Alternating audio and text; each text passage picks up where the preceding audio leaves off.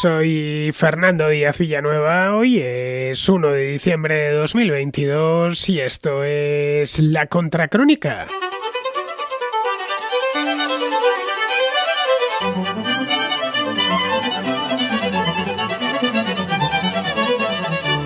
La semana pasada se cumplió el primer aniversario del fallecimiento de Antonio Escotado. Murió en su adorada Ibiza, una isla que conocía muy a fondo desde que se trasladó allí siendo joven para llevar una vida lejos de los convencionalismos que le imponía Madrid y su trabajo en el Instituto de Crédito Oficial como analista. Y allí mismo, en Ibiza, fue enterrado en el cementerio de Santa Inés de la Corona, en la costa norte de la isla, no muy lejos de San Antonio Abad. Con ocasión de su muerte preparé junto a Jano García un programa especial sobre su figura, pero me quedé con las ganas de hacer lo propio con algunos de sus hijos, como Jorge, que es el principal difusor de la obra de su padre gracias a La Emboscadura, una editorial fundada por él mismo hace unos años y que hoy publica buena parte de la obra literaria de Escotado. En aquel momento no pudimos hacer el programa y lo dejamos para más adelante, cuando todo se hubiese calmado.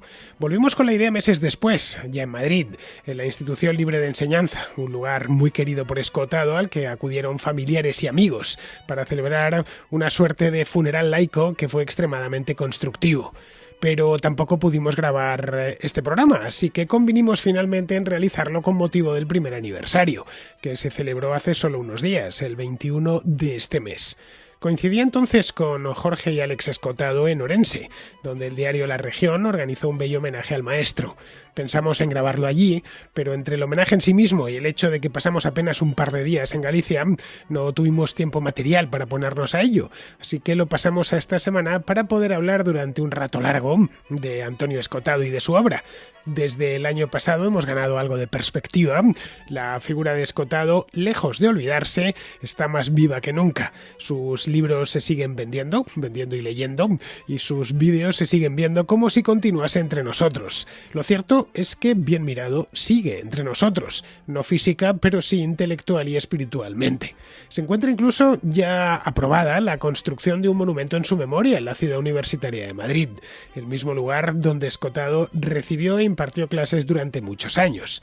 Pues bien, de esto y de unas cuantas cosas más hablaré hoy con Jorge y con Alex, que me han recibido en el estudio que Alex, que es músico, tiene junto a la Puerta del Sol de Madrid. Aquí mismo, rodeados de instrumentos, cables, micrófonos y partituras, un lugar perfecto para Escotado por lo demás, vamos a recordar a Antonio Escotado en una contracrónica que se ha hecho esperar mucho tiempo, un año exactamente.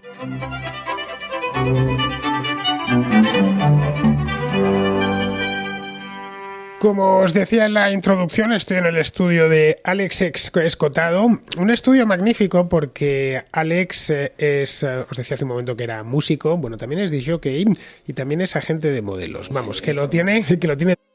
¿Qué más eres? Ingeniero informático. También es ingeniero informático. Bueno, hablando de hombres del Renacimiento, Alex, sí que hay un hombre del Renacimiento aquí que eres tú.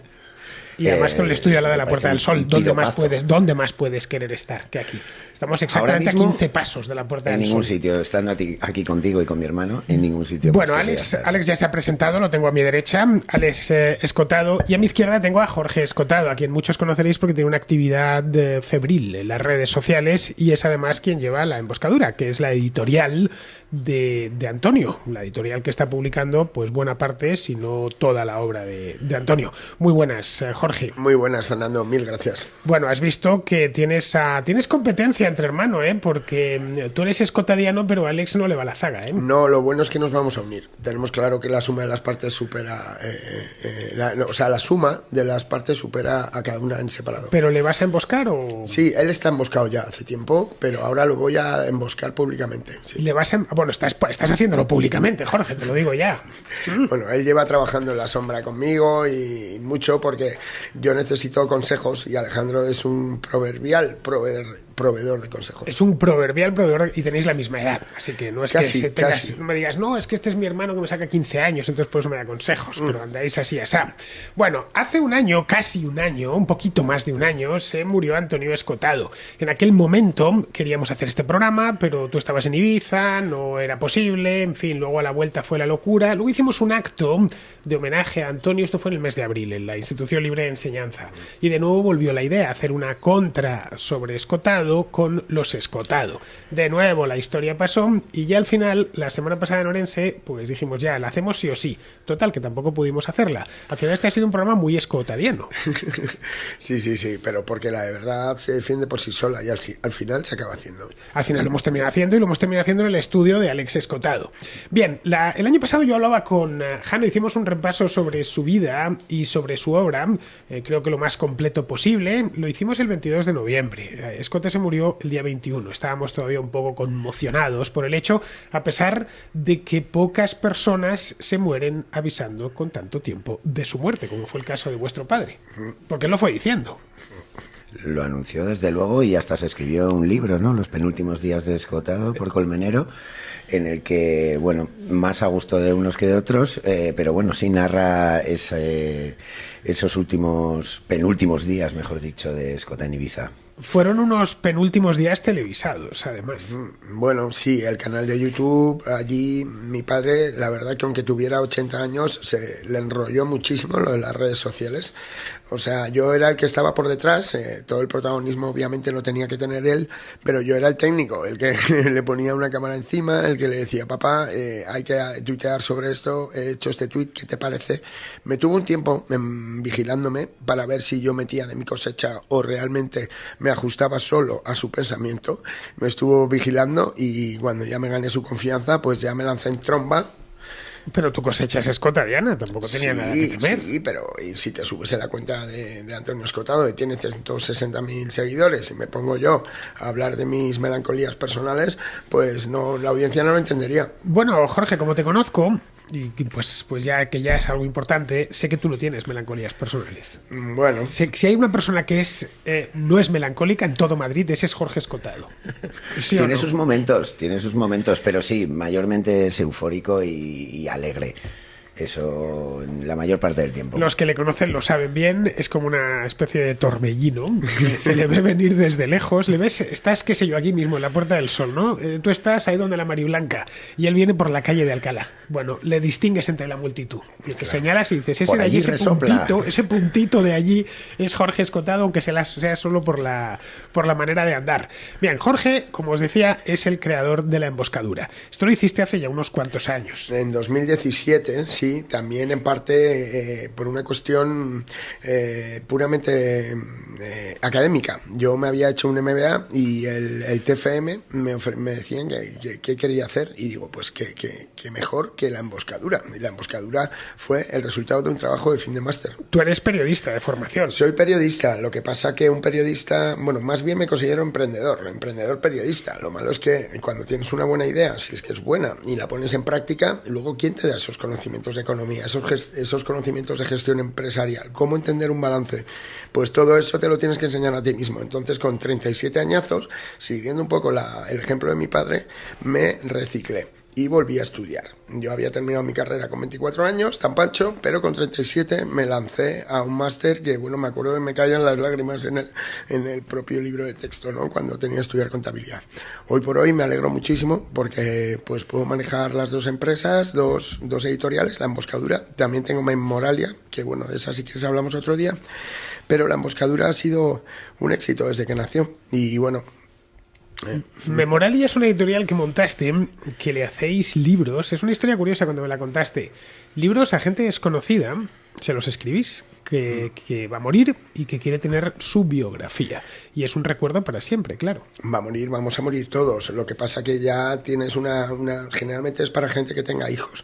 Tú piensas que un libro... Pero nadie va a escribir, te va a contactar en Memoralia cuando tiene 32 años. No, lo mandamos al psicólogo. A veces ha pasado, pero tienes que tener alguien que te recuerde, nietos o sobrinos. Y piensa que los libros de Memoralia están en esa estantería 200 años como mínimo. 200 años son 8 generaciones. O sea, se supone que 8 generaciones por debajo van a saber quién es, en este caso Fernando Díaz Villanueva o quien fuera, ¿no? Vosotros lo que hacéis es, cuando alguien os contacta, le entrevistáis, mandamos un biógrafo, recopiláis fotografía y contratáis a un escritor, ¿no? Exacto, pero la biografía no depende solo del escritor, luego está el maquetador, luego está el revisor, luego está la imprenta que tiene que hacer 5 libros nada más en todo el mundo de esta biografía, como si fueran de alta calidad. Entonces, al principio las imprentas no nos entendían, pero bueno, ya con el tiempo ya nos entienden y hacemos tiradas muy cortas, siempre controladas por la familia. Bueno, a ti te gusta mucho decir eso de que tu padre montó Amnesia y tú montaste Memoralia. Amnesia significa olvido en griego, y que es curioso que el padre monte una cosa de olvidar y el hijo de recordar. Sí, es un poco, decía Borges, que el recuerdo y el olvido son las dos caras de la misma moneda. Y la verdad que a mí me sorprendió mucho lo afinado que estaba ahí, ¿no? El maestro argentino, porque un poco mi padre y yo, pues compartimos muchísimas cosas, pero somos muy diferentes. Entonces somos un poco como las dos caras de una moneda. Una es memoria, otra es amnesia. Amnesia, lo conoceréis, fue una discoteca que montó Antonio Escotado, que la fundó él en el año 1976, creo que fue en Ibiza. Una discoteca que conoce bien Alex, por supuesto, porque ya os he dicho que es disc-jockey. Y Alex, una pregunta, ¿alguna vez has pinchado allí? Pues no he llegado a pinchar, soy disc-jockey y soy de Ibiza, o sea que la verdad que... Pero eres de Ibiza nacido. Manda narices, he nacido en Ibiza. ¿Y te has pasado allí buena parte de tu vida? Buena parte consciente, porque vinimos a Madrid cuando yo era un niño, pero he regresado continuadamente desde los 13 años por mi propio pie, primero a casa de mi abuela y luego a casa de mis grandes amigos que tengo allí. Y es mi segundo hogar, a veces el primero. Me contabais en Orense hace una semana que habíais llevado a Antonio a Amnesia en su último año de vida, ¿no? Que él no quería ir, pero que al final poco menos que le obligasteis. Sí, yo le cogí y que salió brazo. Un poco espantado, ¿no? Le cogí del brazo y bueno, no sé, cuando se enteraron que estaba allí el fundador, salieron corriendo los jefes de ahí, le hicieron un pasillo, nos metieron por el pasillo, nos subieron a la primera planta, en bandeja de plata sirvieron algo que tenía pinta de alcaloide, como decía mi padre. Y bueno, también mientras nos daban masajes en la espalda, sin haberlos pedido, mi padre dijo, hijo, yo he contribuido a este infierno.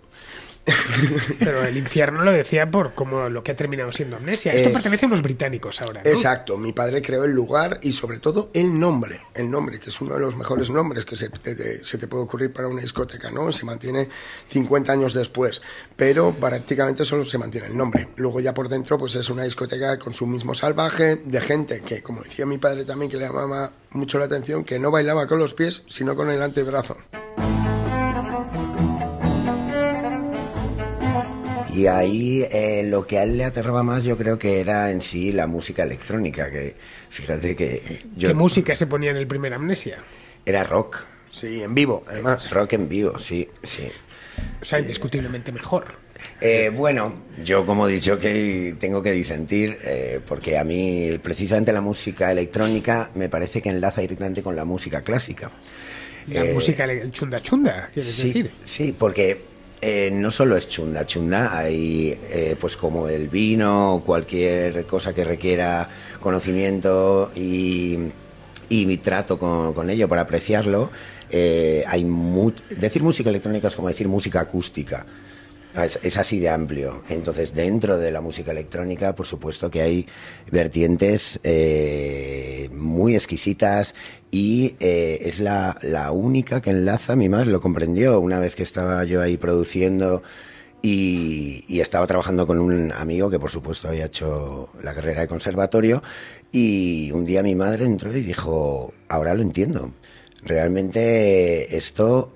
está muy relacionado con la música clásica, es lo que a ella le gustaba. Y son ciclos, no hay una voz, no es pop, no es melodía popular con un estribillo, con una estrofa, como lo que casi todos consumimos, casi todo el planeta consume ahora mismo, sino que es abstracto, son melodías que van variando, progresivas, que van creciendo, disminuyendo, y claro, a mí me atrae mucho el poder tú solo, bueno, si Mozart naciera ahora mismo, estoy convencido, haría música electrónica. En cierta ocasión me dijeron que si Johann Sebastian Bach viviese hoy estaría haciendo heavy metal, así que tendríamos a un Johann Sebastian Bach que fuese metalero, ¿no? Jebata, que se decía antiguamente, y tendríamos a Mozart de techno, poniendo música quizá en un lugar como Amnesia. Estoy seguro, porque tú solo eres el hombre orquesta, puedes crear todos los sonidos, componerlos y producirlos y entregarlos directamente ya realizada la mezcla. Hay un escotado desconocido, que es el escotado musical. conocemos todos el escotado filósofo, por supuesto, yo es el que más conozco. Otro desconocido es el escotado de su primera etapa, cuando fue analista en el Instituto de Crédito Oficial. Y luego tenemos el escotado de las drogas, así de manera general, ¿no? Este escotado de Ibiza, del LSD, investigador. Pero ese escotado musical que le gustaba cantar, le gustaba bailar, es algo que es... yo no sé si porque directamente él era algo de su vida privada, pero le gustaba muchísimo. Es más, en su último año la gente iba allá a su refugio de Ibiza y le cantaba. Y cantaban. Sí, tenemos además, como parte de su inmensa herencia, 2 guitarras concretas que deja él y que para él eran joyas. Una Ramírez de primera clase, que me acuerdo además que la consiguió con una venta de alguna sustancia ilícita y se la dejó en prenda a la persona y nunca volvió a pagar. Entonces ganó él mucho más con la transacción quedándose con la guitarra. Alguna sustancia ilícita, pero ¿tienes constancia de eso? Tengo constancia. ¿O es por adornar un poco la figura? Tengo constancia. Y luego tenemos la guitarra, la Gibson SG, que es del año 1970, que es una pasada. 62, pero busqué. Es la misma que toca Angus Young con la ACDC y también Frank Zappa. Y mi padre la compró, y fue en la época de Escota Almelenas, el terror de las nenas. O sea, iba muy unido el tema del rock and roll con el tema del sexo libre. El tema del rock and roll, esto es de los años 60. 70, cuando él se marcha a Ibiza. Él se va a Ibiza en el año 1970. Claro, es que falta una biografía integral de Antonio Escotado, porque tenemos, bueno, lo último que se escribió sobre él, lo de Colmenero, de los penúltimos días de Escotado, tenemos Mi Ibiza privada y notas biográficas que él fue dejando aquí y allá, pero no hay una biografía como tal. Y pocas biografías son tan interesantes como la de Antonio Escotado. Sí. Y desconocidas, porque se le suele simplificar siempre con lo de este es el de las drogas o a lo sumo este es el de los enemigos del comercio y poco más. No adelantemos acontecimientos, Fernando, pero cualquier persona puede colegir que yo, teniendo una empresa de biografías, a lo mejor Memoralia para el rescate de la amnesia. Memoralia, es decir, que hay no sé si en la imprenta, pero sí al menos en la cabeza de alguien una biografía de Escotado. Sí, integral tiene que ser. Que trate todo, desde su nacimiento hasta su muerte. Sí, y también trabajo de campo, porque mi padre era hijo único, pero no era sobrino único. O sea, hay tíos. Mi abuelo tenía hermanos. Bueno, su tío era ministro de Hacienda. Sí, pero por la parte Espinosa. La parte de madre, sí. Eso, los Espinosa y los Escotado. Entonces, yo solo he conocido a Antonio Escotado, no he conocido a más Escotados. Y estoy deseando, Escotados Espinosa, conocerlos. Y bueno, este proyecto que mencionas todavía está en ciernes, pero sí es algo que me estimula especialmente y también me parece casi algo que está por encima de mí o de él, ¿no? Que hayamos hecho amnesia a él y yo Memoralia, no nos habíamos dado cuenta. De hecho, bueno, vamos a ponernos en situación, Jorge. Vamos a irnos al año 1970, he llovido mucho desde entonces, pero vamos, no tanto, porque bueno, ninguno de los tres habíamos nacido en el año 1970, yo casi, pero vamos, en ese año tu padre, que es un funcionario público por oposición, que ha ganado la oposición al Instituto de Crédito Oficial, sobrino del ministro de Hacienda, decide que lo deja todo en Madrid, hijo de una buena familia madrileña, los Escotado, que ha vivido en Brasil parte de su infancia, porque su padre es diplomático. No diplomático, agregado cultural. Bueno, agregado cultural en la embajada de España en Brasil. Decide todavía en Río de Janeiro, que Brasilia los años 50 no se había terminado de construir. Decide ese año, ya digo, la persona más insospechada, ¿no? Que uno, si se lo cruza por Madrid en 1970, pues hubiera pensado, bueno, pues este es un señorito, podría pensarse, ¿no? El sobrino del ministro de Hacienda, un tipo que trabaja en el ICO, en fin, con estudios, buenas notas. Decide dejarlo todo, pillar un Renault 12, irse a Valencia, tomar un ferry y establecerse en Ibiza para vivir, bueno, con lo justo, en una casa sin luz, sin agua y dedicado al autodescubrimiento. Exactamente, pero él cifra, hay un documental por ahí, en 12 millones de personas o así que había en el mundo que dejaron sus respectivos trabajos, no solo en el ICO, mi padre, mucha gente lo hizo en Apple y en otras empresas, y decidieron iniciar, según mi padre, la única revolución que realmente ha triunfado, que es la sexual. Entonces, mi padre quiso protagonizar esa revolución sexual y vaya que sí lo hizo. Entonces, dado que el ICO permitía unas excedencias, gracias así se consiguió el salvoconducto de mi abuelo, y le dijo, oye, que si me va mal en Ibiza, me vuelvo al ICO, no te preocupes, mamá. Era una excedencia de 2 años. Sí, bueno. Tenía hasta 10. Sí, creo que era prorrogable. La cuestión es que allí se fue como traductor, que ya sabes que es una de las profesiones más liberales. Tú puedes traducir en Bermudas, puedes traducir en Moscú, como puedes traducir en Ibiza. Con que tengas un buen precio en España, da igual el ambiente en el que traduzcas. Y mi padre tenía 40, 50 traducciones. Al final, en aquella época, es donde hace el amor, hace la revolución sexual, hace el amor y no la guerra, pero a la vez se va formando muy seriamente en libros que le interesan. Por ejemplo, Jefferson, por ejemplo, los principios de matemática de Newton, por ejemplo, Bakunin, por ejemplo, hasta Asimov. O sea, tiene 40 traducciones allí. Y eso todo lo hizo mientras estaba en Ibiza. Lo hizo. Porque él había tenido una formación filosófica en Madrid, había, trabajado en la universidad dando clases antes de irse a Ibiza, estoy hablando. Sí. Pero tenía una formación mucho más convencional. Sí, él a partir de su llegada a Ibiza empieza a tener la formación típicamente escotadiana. Sí, empieza a escribir en prensa también, y bueno, cuando lee su tesis sobre la filosofía y la religión de Hegel, ya se convierte en uno de los filósofos así más importantes que tenemos en este país. Eso sería con 30 años, tenía mi padre. Cuando fallece con 80, pues ha tenido 50 años para demostrarlo. Y vaya que sí nos ha dado obras que pasarán a la historia, como trabajos insuperados, ¿no? De estas 2 trilogías sobre las drogas o sobre el comunismo, que él lo cifraba, el miedo a uno mismo, el miedo a los demás, pues yo creo que son insuperadas y lo serán durante mucho tiempo.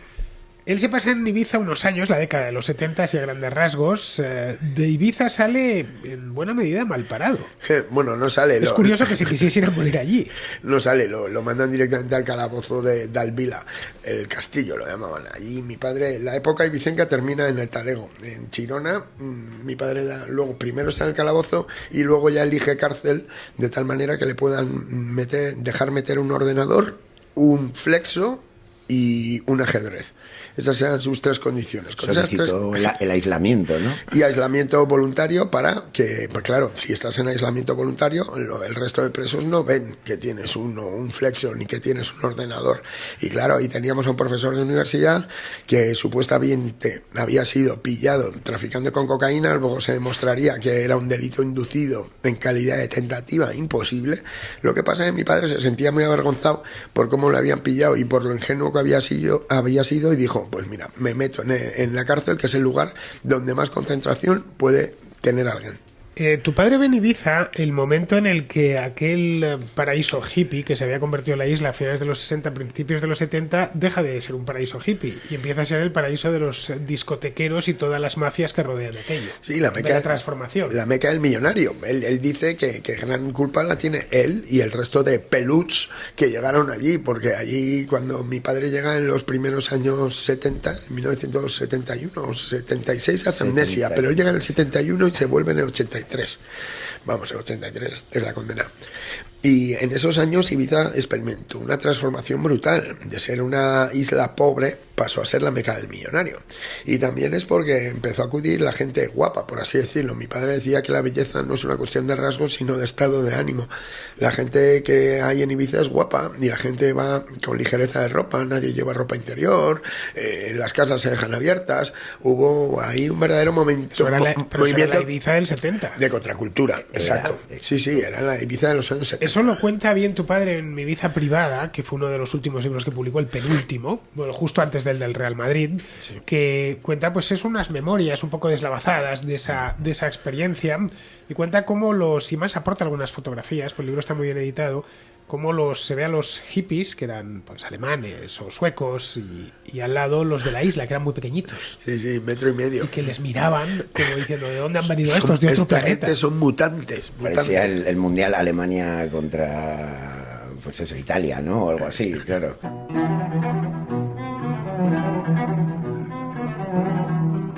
Era una Ibiza muy distinta a la que tenemos hoy en día. Sí, era una Ibiza muy distinta y yo creo que Escota volvió a Ibiza a morir precisamente también para saldar una cuenta. Él quería morirse tranquilo. y la verdad que lo consiguió. Fue pues cerrando las cuentas que mentalmente tenía pendientes, y una de ellas la tenía con Ibiza, por cómo salió de allí, digamos, ¿no? Por la puerta de atrás un poco, y también por opiniones que había vertido pues sobre la isla y los isleños, no demasiado favorables. Y al final de su vida, la verdad que se retracta y reconoce y agradece a todo el pueblo ibicenco su forma de ser y el trato que le brindaron. No sé si es hijo predilecto de Ibiza, pero merecería serlo.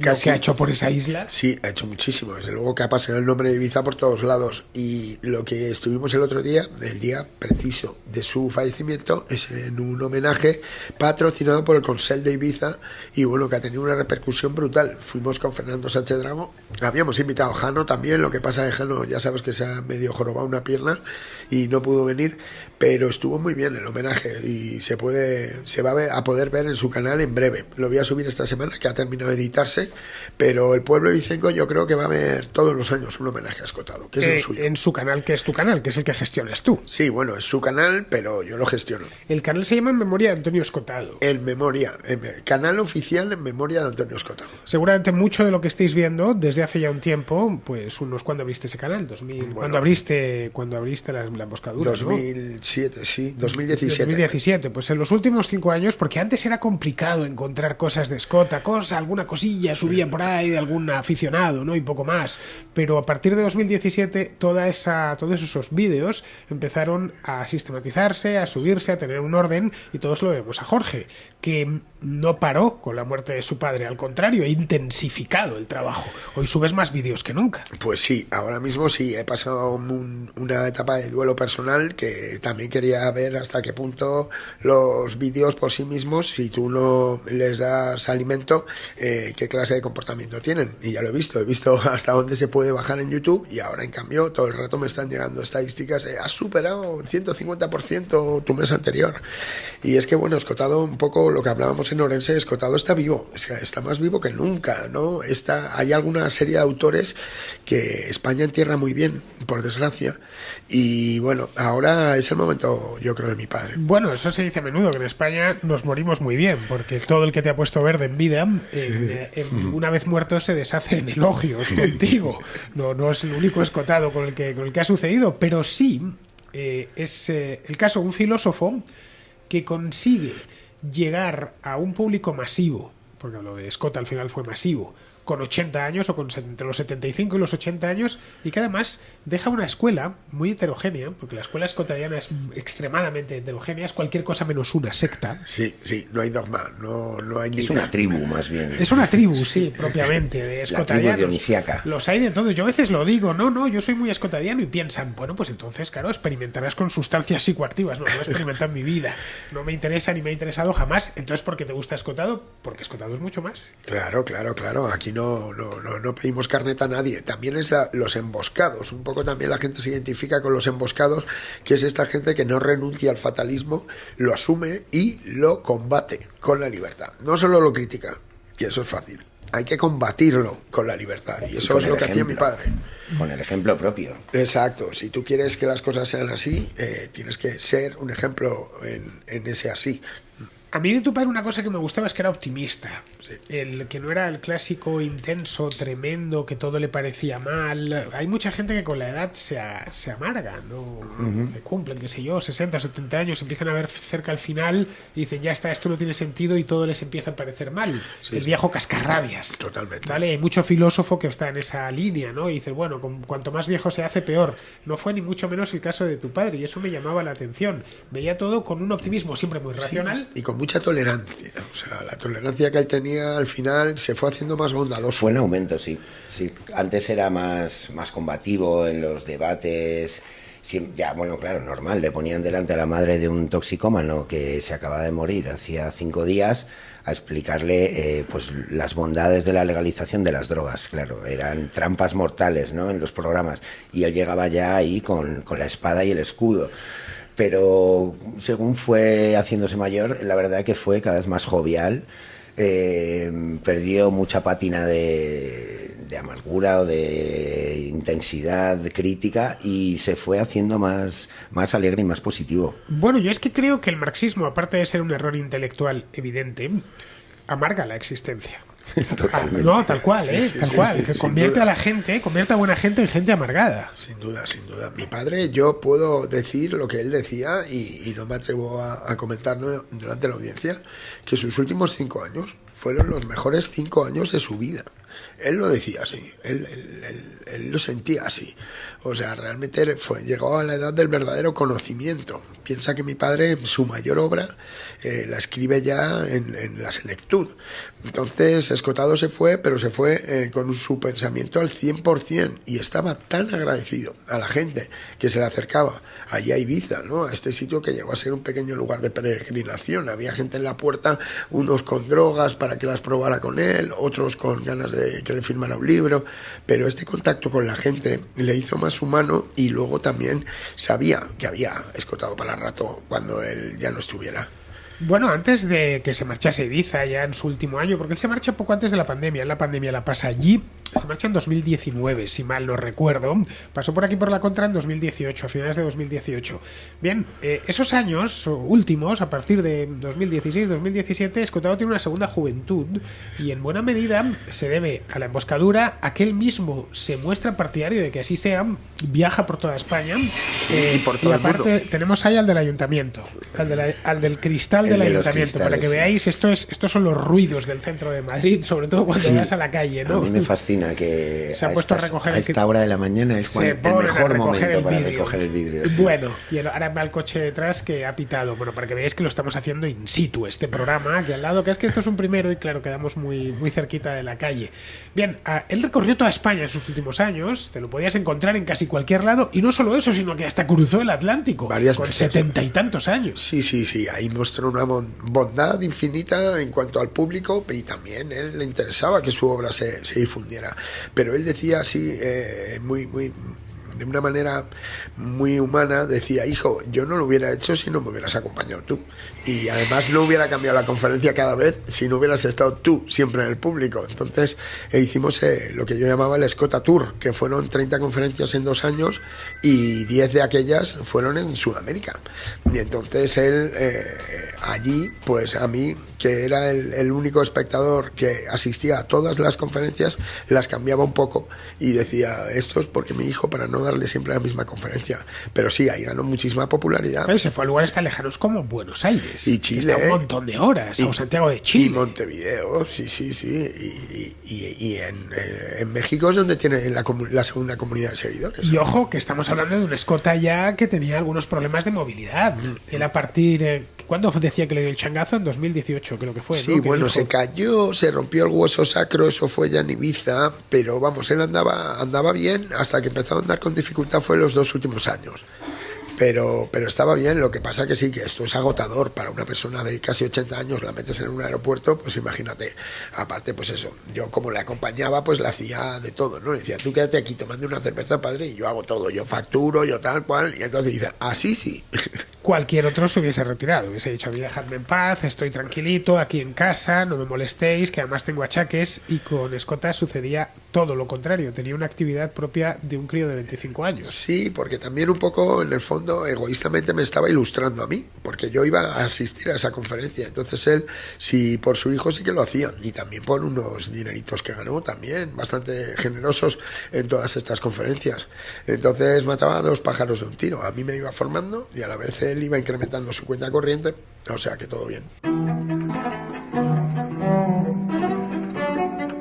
También tenía cierta sentía cierta responsabilidad. Pues yo recuerdo que siempre comentaba: ¿cómo es posible que no haya surgido ningún continuador de esto, ¿no? O sea, ¿cómo puede ser que tenga que ir un viejo a decir cosas que escandalizan todavía a mayores y jóvenes? No ha surgido nadie que coja mi batuta, ¿no? Y que continúe haciendo este tipo de apreciaciones y de comentarios, A y tu que padre le simbolice. gustaba mucho escandalizar, ¿eh? Sí, bueno, lo hacía, era algo innato, ¿no? Yo creo. No, y le encantaba, además se le veía la sonrisilla. Sí. Hay un vídeo que se ha visto millones y millones de veces en internet, que es esa vez que Pablo Iglesias le invitó a un programa. Sí, en el que él con mucha tranquilidad y mucha flema le explica una serie de cosas a Pablo Iglesias.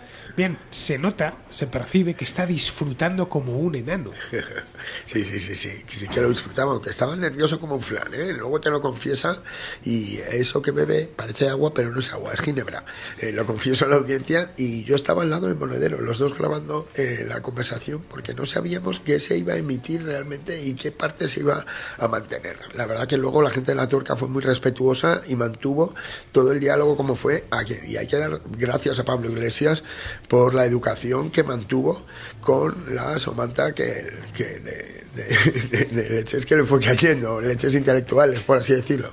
Bueno, entonces, es que la izquierda española con Escotado tenía un problema, y es que consideraba que había sido de los suyos, le tenían como referente en muchos aspectos, y se les salió del corral con muy buenos argumentos, y eso nunca terminaron. Totalmente. No sé si, pero claro, tampoco podían atacarle directamente. Yo ¿no? recuerdo la votación en el Pleno de Madrid, en el que se votó por unanimidad hacerle una estatua, y la verdad que nos invitó Begoña Villacís a asistir al acto, y cuando se votó, a mí se me saltaron las lágrimas, porque oír desde Podemos hasta Vox votar a favor en algo, pasando por todos los demás, era algo emocionante. Y claro, veías que cada uno lo sentía muy suyo, y ahí es donde dices, ¿cómo lo ha hecho? ¿Cómo ha conseguido que cada uno de estos colgados, ¿no? O sea, cada uno de estos acérrimos de un pensamiento que viven de pensar eso, de esa ideología, han llegado a sentirlo tan suyo? El partido al que más cercano estuvo en sus últimos años fue Ciudadanos. Sí, llegó a tener como discípulo a Albert Rivera. Sí, y hay como amigo personal a Juan Carlos Girauta, que la verdad que ha dicho unas cosas en la red. Yo invito a la gente a ver a Girauta hablando de mi padre, porque es una verdadera delicia. Pero una gran ilusión también vino después, una gran decepción, ¿vale? Con todo lo que pasó, no creo solo con mi padre, sino todos los que en algún día fuimos votantes de Ciudadanos, ahora estamos un poco desamparados, no sabemos qué hacer, a quién votar. Era un partido que iba a conseguir que las bisagras de este país no fueran los nacionalistas. ¿Y qué pasa 10 años después? Pues que siguen siendo los mismos. Bueno, podemos perfectamente no votar a nadie, ¿eh, Jorge? Pues sí, no yo pasa. creo que Nunca le pasó nada a nadie por no ir a votar. Voy a hacer como ¿vale? tú, salvo la excepción de que Jano te cogió de la oreja, me acuerdo, para que votaras en Madrid. Me llevó al colegio electoral, ¿vale? Eso es una cosa. Otra cosa distinta es que dentro del colegio electoral yo votase. Ah, ¿sí? Bueno. Que aquí hay un rollo de fuiste a votar. Fui al colegio electoral, que es distinto. Amigo. Porque además montamos un pequeño espectáculo, Jano, Sergio y yo. Sí. Y nada, pues entré y vi, hacía la verdad tiempo que no entraba en un colegio electoral. Estuve viviendo allí, hice un numerito con las papeletas y tal, pero de ahí a que yo me haya rebajado a semejante vulgaridad como es votar, pues ya va un trecho importante, ¿no? Que es que estaban emperrados en que fuese a votar. Y a fin de cuentas, bueno, pues tenemos algo de... Este oficio tiene algo de show business, ¿no? De negocio del espectáculo. Y dije, bueno, pues habrá que dar un poquillo de espectáculo con esta historia. Pero vamos, mi voto, sinceramente, en Madrid hay como casi 7 millones de personas. Un voto más, un voto menos no se va a notar. Pero bueno, el hecho es que, como comentaba hace un momento Alex, el Pleno del Ayuntamiento de Madrid aprobó, poquito después de su muerte, por unanimidad, ojo, esto no es habitual, que se haga un monumento. Un monumento, os lo decía en la introducción, un monumento en la ciudad universitaria, un lugar pues, evidentemente muy cercano a Antonio, pues porque él fue profesor, fue alumno naturalmente también en la Universidad Complutense de Madrid, y es el lugar yo creo que perfecto para ponerle un monumento. ¿Cuándo se va a poner? Pues te lo vengo preguntando desde hace meses, sí. y el tema no avanza. Ahí estamos. Yo también me gustaría saberlo, pero me enfrento una y otra vez contra la burocracia.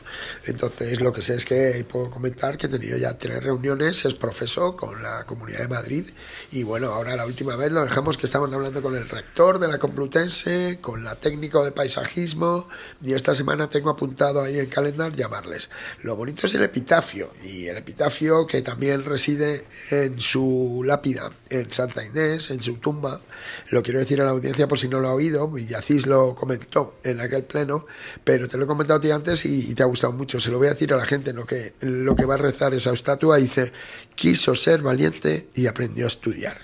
Entonces es como un lema, es algo que a la gente que pase por Ciudad Universitaria y se dirija a su facultad, yo creo que es una de esas frases para el pensamiento que nos va a hacer reflexionar siempre, la leamos. Me enseñaste las fotografías de lo que va a ser el monumento. Tenemos una de cuerpo entero y otra con un gesto muy escotadiano y otra de busto.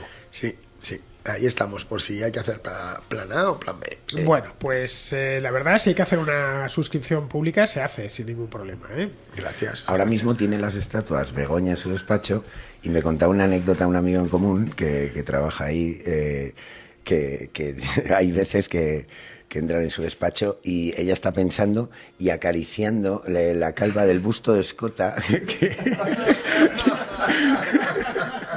y que da una sensación un poco creepy, ¿no? O sea, como cuando está pues como el súper malvado, ¿no? Que está ahí acariciando al gatito. No, pero lo decía cariñosamente, por supuesto, y es un honor que tenga ahí a Escota para reflexionar, ¿no? Acariciar la calva de Escota mientras reflexiona. Bueno, en ambas estatuas, yo las he visto, son realistas, no le van a hacer una estatua de estas, un busto de estos horrendo de escultura moderna, que al final no sabes a quién están homenajeando, se ve que es escotado, vamos, está tomado de una fotografía suya, además. Sí, es una escultora muy brillante que se ha acercado a ella voluntariamente, que eso le da un mérito extra y lo ha trabajado mucho y bueno, esperemos que sea una realidad pronto, antes de que cambie este gobierno, porque luego se hace una promesa y ya sabes que los tiempos políticos, si esa promesa no se lleva a cabo ya la próxima legislatura... A lo mejor resulta que tenemos la estatua de Escota, que sé yo, en 2040, una cosa así. No, nos aseguraron que en 2023 salía para adelante y que iba a salir para adelante. El año próximo. Sí o sí. Vale, a ver si para el segundo Aunque bueno, aniversario a ver, lo tenemos. son políticos, ¿no? Son políticos, tampoco podemos confiar mucho en ellos, esa es la verdad. Bueno, queridos, pues hemos llegado ya al final del programa, llevamos 40 minutos, así que con esto vamos a terminar. Pues la contra dura lo que tiene que durar, no le podemos quitar más tiempo a nuestros contraescuchas. Chicos, agradezco muchísimo, no nos ha faltado de nada, ni el camión de la basura, ¿eh? Ha venido también aquí, ha acudido a la cita. El camión del vidrio. Bueno, gracias Fernando, de verdad, porque todo lo que contribuye a difundir el pensamiento de nuestro padre es fundamental y seguro que si algún contraescucha quiere que hacer alguna pregunta concreta, yo como soy seguidor tuyo, me meto ahí y se la respondo. Y si no, se la respondo directamente por email. Así que nada, embosquémonos todos y rindamos tributo al grandísimo Antonio Escotado. Muy bien, pues y a ti también muchas gracias. O sea, te agradezco muchísimo a ti, Fernando, que has venido aquí a mi casa. Igual que Jorge, soy, vamos, un seguidor acérrimo tuyo, me levanto con tu voz en mi cabeza y cada vez que quiero saber sobre la actualidad o sobre la historia recurro a ti, así que encantadísimo de tenerte aquí. Bueno, muchísimas gracias, Alex, me acabas de sonrojar y estamos por la mañana, todavía es muy pronto para sonrojarse. Bueno, queridos amigos, pues con esto terminamos ya la contracrónica de hoy, ha sido un placer venir aquí. Ha tenido cierto aire escotadiano, con ruidos, con el camión de la basura, etcétera, pero creo que le ha dado cierto sabor, ¿no? Estos programas hechos en remoto, estos que hago por ahí, pero que no puedes ni siquiera controlar el silencio del estudio, pero le da cierto sabor, cierta autenticidad. Bien, queridos, pues con esto me despido de vosotros, no hasta mañana, porque mañana no tenemos contracrónica, que es viernes, sino hasta el próximo sábado que tendremos contraplano. Eso sí, mañana lo que tendremos es contrahistoria, así que tenéis que cambiar de canal en el caso de que estéis en iVoox, porque lo va por otro canal. En YouTube es exactamente el mismo. Así que nos escuchamos mañana en la contrahistoria. Hasta mañana, amigos.